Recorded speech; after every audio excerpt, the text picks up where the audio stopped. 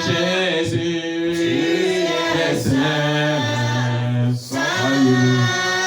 merci Jésus, tu es saint, saint, saint, Seigneur, tu es saint. Dieu notre Père, nous voulons te rendre grâce, nous voulons te bénir, nous voulons te remercier pour ce moment que tu nous as encore accordé de venir, Seigneur, accomplir la vision de Daniel des soirs et des matins, Seigneur. Et Daniel, ton prophète, a dit dans le chapitre 12 de ses écrits, Seigneur, que lorsque le livre sera lu au temps de la fin, la connaissance, Seigneur, qui vient de toi, qui ramène l'homme à s'adapter à la vérité incontestable selon laquelle un monde est en train de partir, d'être détruit, et un autre monde est en train d'arriver, Seigneur Jésus. Ainsi, donne-nous, Seigneur, l'intelligence et la sagesse. Augmente en nous, Seigneur, oh Dieu, la connaissance. Comme tu l'as dit, plusieurs vont périr par manque et par faute, par défaut de connaissance, Seigneur Jésus. Nous ne voulons pas être du nombre de ceux qui vont périr volontairement, mais nous voulons apprendre de toi ce soir.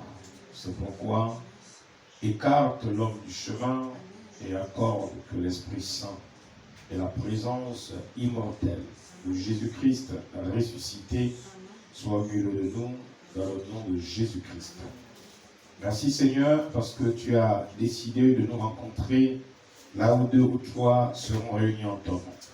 Et nous sommes plus de 2 ici, Seigneur, et nous t'invitons à venir sur la scène et d'accorder, Seigneur, la pleine révélation et la puissance de l'Esprit par des prodiges et des miracles. Afin que ceux qui sont entrés ici, Seigneur, ce soir, ne retournent pas les mêmes personnes. Que les bénédictions du ciel soient, ô Dieu, parentées à nos âmes, Seigneur, et à nos vies, pour que nous puissions témoigner que celui que nous croyons, le Seigneur Jésus-Christ ressuscité, vit et règne à jamais. C'est ainsi que nous te glorifierons et nous donnerons la gloire à toi seul. Jésus-Christ qui discerne les pensées et révèle les secrets des cœurs. Nous disons tous Amen. Amen. Que Dieu vous bénisse. Nous allons lire dans le livre d'Hébreux chapitre 9.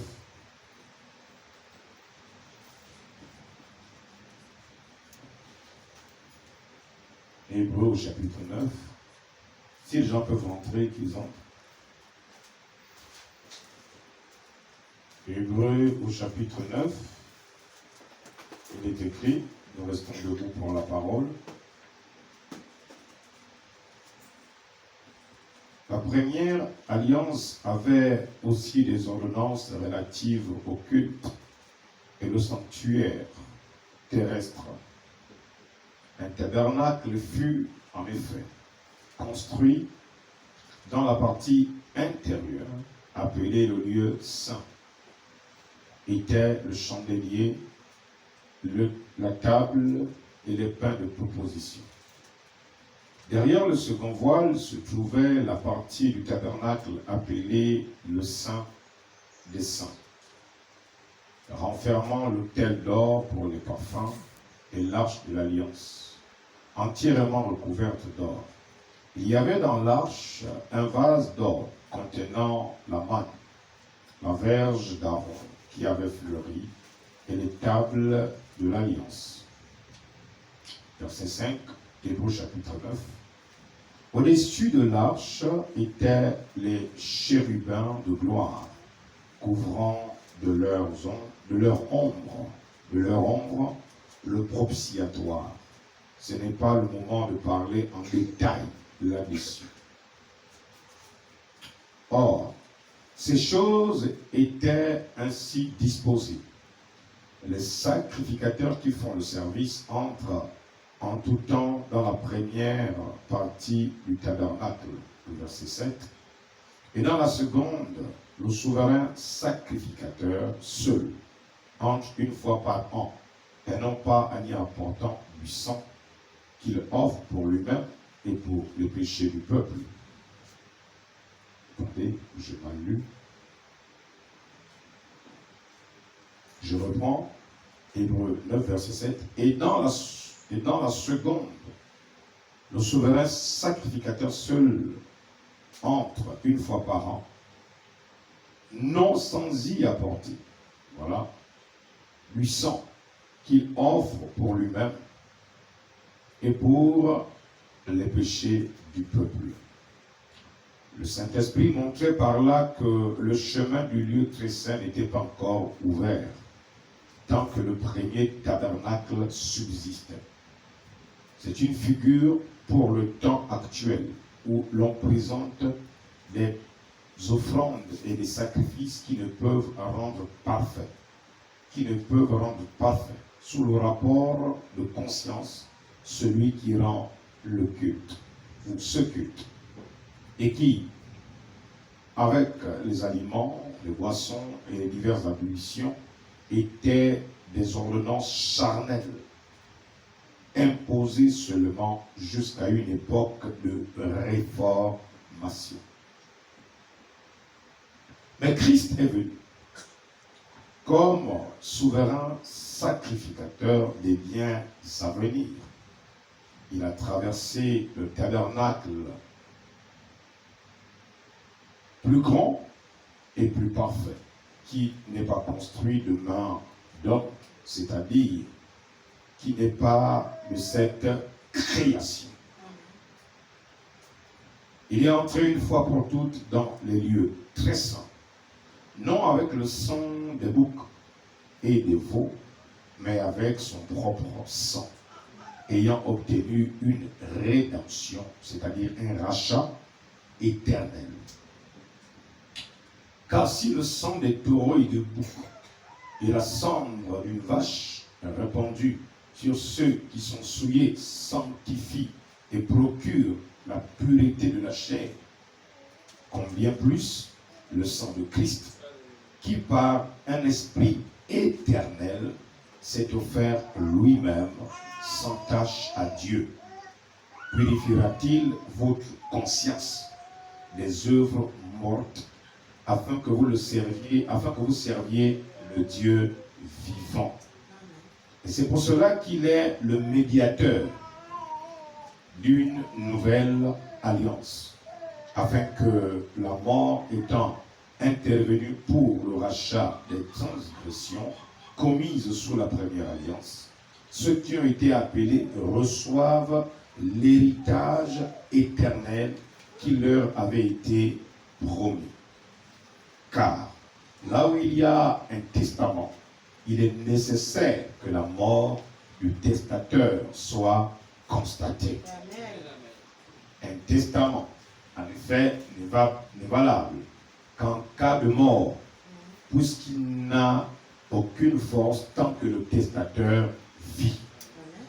Voilà pourquoi c'est avec du sang que même la première alliance fut inaugurée. Moïse, après avoir prononcé devant tout le peuple tous les commandements de la loi, prit le sang des veaux et des boucs avec l'eau de la laine écarlate et de l'hysope, et il fit l'aspersion sur le livre lui-même et sur le peuple en disant: ceci est le sang de l'alliance que Dieu a ordonné pour vous. Il fit pareillement l'aspersion avec le sang sur le tabernacle et sur les ustensiles du culte, et presque tout d'après la loi est purifié. Et presque tout d'après la loi est purifié avec du sang. Et sans effusion de sang, il n'y a point de pardon. Il était donc nécessaire, puisque les images des choses qui sont dans les cieux devraient être purifiées de cette manière, que les choses célestes elles-mêmes le fussent par des sacrifices plus excellents que cela. Car Christ n'est pas entré dans un sanctuaire fait de main d'homme, en imitation du véritable, mais il est entré dans le ciel même afin de comparaître maintenant pour nous devant la face de Dieu. Et ce n'est pas pour s'offrir lui-même plusieurs fois qu'il est entré, comme le souverain sacrificateur entre chaque année dans le sanctuaire avec du sang étranger. Autrement, il aurait fallu qu'il eût souffert plusieurs fois depuis la création du monde. Tandis que maintenant, à la fin des siècles, il apparut une seule fois pour abolir le péché par son sacrifice. Amen. Et il s'est réservé aux hommes de mourir. Et il est réservé aux hommes de mourir une seule fois. Après quoi vient le jugement. De même, Christ, qui s'est offert une seule fois pour porter les péchés de plusieurs, apparaîtra sans péché une seconde fois à ceux qui l'attendent pour le salut. Psaume 49, verset 1, au chef des chantres des fils de Corée. Écoutez ceci, vous tous, peuple. Prêtez l'oreille, vous tous, habitants du monde, petits et grands, riches et pauvres. Psaume 49, verset 4. Ma bouche va faire entendre des paroles sages, et mon cœur a des pensées pleines de sens. Verset 5. Je prête l'oreille aux sentences qui me sont inspirées. J'ouvre mon chant au son de la harpe. Verset 6. Pourquoi craindrais-je au jour du malheur, lorsque l'iniquité de mes adversaires m'enveloppe? Ils ont confiance dans leurs biens. Ils se glorifient de leur grande richesse. Verset 7. C'est le verset qui m'intéresse pour le culte de ce soir. Ils ne peuvent se racheter l'un l'autre, ni donner à Dieu le prix du rachat. Le rachat de leur âme est cher et n'aura jamais lieu. Amen. Verset 10. Ils ne vivront pas toujours et ils ne vivront pas la vie de la fausse. Alléluia. Que Dieu bénisse sa parole. Asseyez-vous. Nous avons lu 2 chapitres très importants, des chapitres qui parlent de Jésus-Christ dans l'ancienne alliance. Paul essaie d'expliquer par l'intelligence que le Seigneur lui avait accordée, de faire comprendre aux gens que leur vie sur la terre, quant au péché, ne pouvait pas être pardonnée par le sang d'une alliance par laquelle celui qu'on appelle aujourd'hui le pasteur, mais à l'époque le souverain sacrificateur selon la loi de Moïse, il devrait rentrer une fois chaque année avec une bassine de sang et verser ce sang sur l'autel, sur le livre et sur le tabernacle, pour que quand Dieu descendait dans le temple, à l'époque le temple de Salomon, l'Éternel accordait le pardon des péchés au peuple qui venait avec les fardeaux, les péchés et les iniquités. Bien, comment Dieu allait-il faire? Moi, c'est la question que j'aime toujours me poser. Comment Dieu allait-il faire pour les nations où il n'y a pas de moutons, où le mouton n'existe pas? Pas parce qu'il n'y a pas de moutons, mais parce qu'il y a des nations où les chèvres, les moutons, les agneaux n'existent pas. Les boucs, les bœufs n'existent pas. Comment Dieu allait-il faire pour pouvoir racheter le cœur humain, la vie humaine sur la terre? Alors, dans l'Ancien Testament, le Seigneur avait permis, dans l'ancienne alliance, c'est pourquoi j'ai aimé Paul qui a dit que lorsqu'il y a un testament, il faut qu'il y ait le testateur qui soit reconnu comme mort pour donner de la valeur au testament. Et quand nous prenons un homme qui s'en va de la vie humaine et qui laisse un testament, tant que ce monsieur vit, le testament n'a pas de valeur. Peu importe dans quelle nation vous vous retrouvez, si un père lègue un héritage à ses enfants, le testament n'entre en vigueur que seulement après la mort. D'ailleurs, c'est ça la valeur du testament. Il dira après ma mort. Ça va?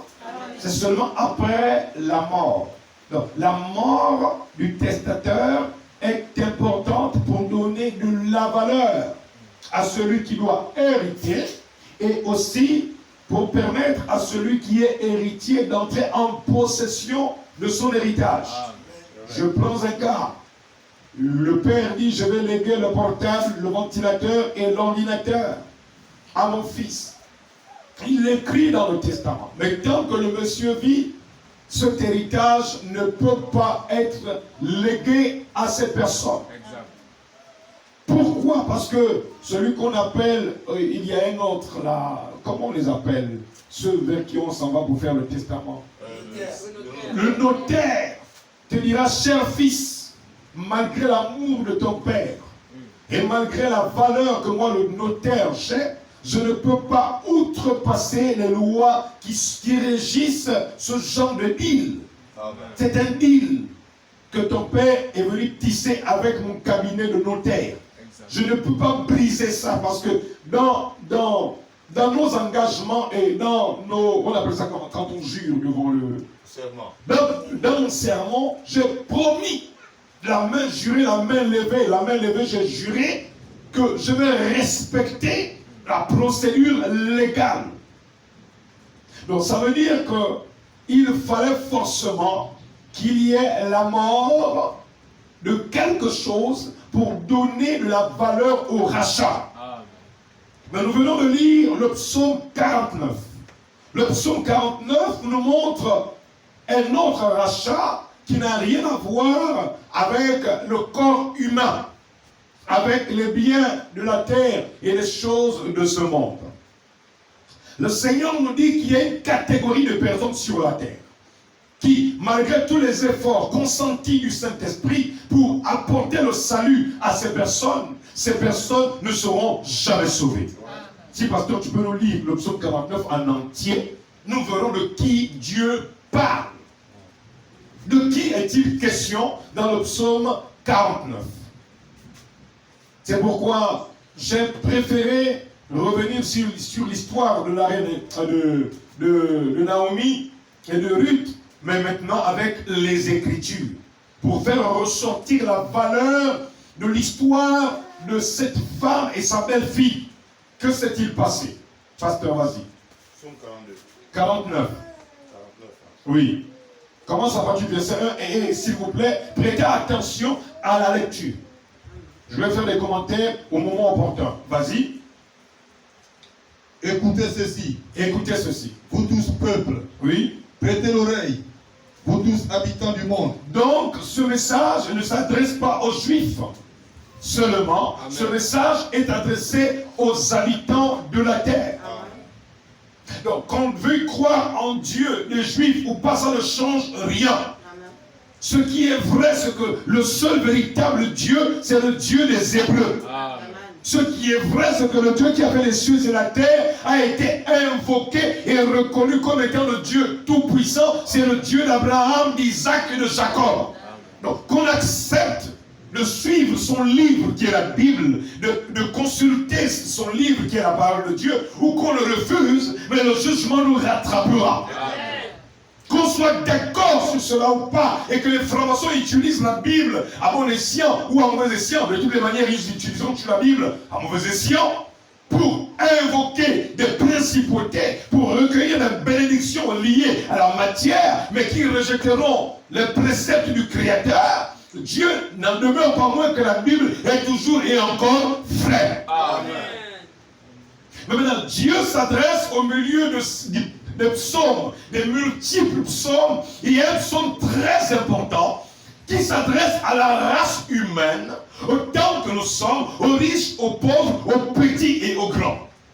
D'autres psaumes conseillent, d'autres psaumes consolent, d'autres psaumes parlent à l'être humain. Mais celui-ci, il s'adresse aux habitants de la terre. C'est un jugement prononcé par l'inspiration, par l'un des chantres de l'Éternel, qui, au moment de composer son cantique, l'Éternel va insuffler en lui une inspiration qui serait un décret. Un jugement adressé à tous les habitants de la terre. Voici, que dit-il? Écoutez ceci. Écoutez ceci. Vous tous peuples. Vous tous peuples. Prêtez l'oreille. Prêtez l'oreille. Vous tous habitants du monde. Petits et grands. Riches et pauvres. Donc, c'est clair. Petits et grands, que tu aies fait l'école ou pas, que tu as su lire ou pas, que tu as su prendre une décision légitime ou pas, ça ne change rien. Dieu dit qu'il s'adresse à toutes les catégories des personnes sur la terre. Et ce n'est pas adressé à une seule nation, mais c'est adressé à toutes les nations du monde. Donc c'est vraiment très dangereux de passer outre sur la terre l'histoire du rachat, l'histoire de la rédemption, du salut de l'âme. C'est très dangereux. C'est pourquoi Dieu va alors initier à Moïse d'enseigner la loi du rachat. Et non seulement, Dieu va permettre à Moïse d'enseigner la loi du rachat par le sacrifice du sang d'un agneau innocent, d'une bête innocente, ce qui prouverait simplement que Dieu notre Père pourvoira, je peux entendre l'amen, des sacrifices innocents pour le rachat de la vie humaine sur la terre. Donc, toutes les fois que les Juifs allaient dans le temple, offraient un agneau, offraient un bouc, offraient un bœuf, offraient un âne, offraient une bête, et recueillaient le sang de la bête, c'était le symbole que tôt ou tard, plusieurs personnes formeront la maison de Dieu et ils serviront Dieu, mais par le moyen. C'est pourquoi on appelle le sang de Jésus le sang de la nouvelle alliance. Mais Paul vient de nous dire dans le livre d'Hébreux chapitre 9 que là où il n'y a pas de mort, le testament n'a pas de valeur. Et qu'est-ce qui donne de la valeur à l'Ancien Testament? S'il vous plaît, non seulement la mort des agneaux qu'on tuait, mais la mort de ceux qui ont cru aussi. Ça, c'est bon. Parce que tous ceux qui ont porté l'évangile, la parole de Dieu inspirée, ils ont été tués. Ils ont été assassinés. La plupart des prophètes sont morts. Aujourd'hui, nous lisons l'Ancien Testament avec aisance. Mais qui sont ceux qui ont écrit l'Ancien Testament? C'est le Saint-Esprit dans la vie des gens. Amen. Quand nous lisons Moïse, Moïse c'est qui? C'est l'Esprit de Dieu dans ses noms. Quand nous parlons d'Israël qui sort de l'Égypte pour aller à la terre promise, Josué et Caleb, c'est quoi? C'est l'Esprit de Dieu dans des sons. L'Ancien Testament, c'est l'Esprit divin de Dieu dans des vies humaines. Comme aujourd'hui, l'Esprit de Dieu revient dans des vies humaines. Et nous reviendrons sur maintenant Naomi et Ruth. Alléluia. Donc, il est légitime pour nous de nous approprier la Bible, non pas comme un livre de l'Orient, mais comme un livre qui s'adresse à chacun d'entre nous. La Bible n'est plus seulement le livre de l'Orient d'Israël, non. C'est un livre qui s'adresse à la création de Dieu. Riche et pauvre. Tu ne diras pas à Dieu, parce que j'étais pauvre, c'est parce que je ne croyais pas en toi. Dieu dira, j'avais parlé de toi. J'avais parlé de toi, je connaissais ta condition. Et si tu m'avais accepté, je t'aurais dégagé de ta condition de pauvre, j'aurais fait de toi une personne riche. Mais à condition que je rachète ton âme d'abord. Parce que la partie la plus importante dans le corps humain de l'homme, ce n'est pas ce qui est à l'extérieur, mon frère. Mais qu'est-ce que nous cherchons? Nous cherchons le matériel. Nous cherchons à satisfaire la chair humaine. Nous cherchons à combler les désirs de la chair. Mais j'en dis, les désirs de la chair sont contraires à ceux de l'esprit. Alléluia. Alors vas-y, pasteur. Ma bouche va faire entendre des paroles sages, et mon cœur a des pensées pleines de sens. Je prête l'oreille aux sentences qui me sont inspirées. Alors, pasteur, Asaph, le chef des chantres ici, il prête l'oreille. Ça veut dire qu'il n'a pas l'habitude d'entendre ce genre d'inspiration. Mais c'est une inspiration par laquelle il va entonner le cantique.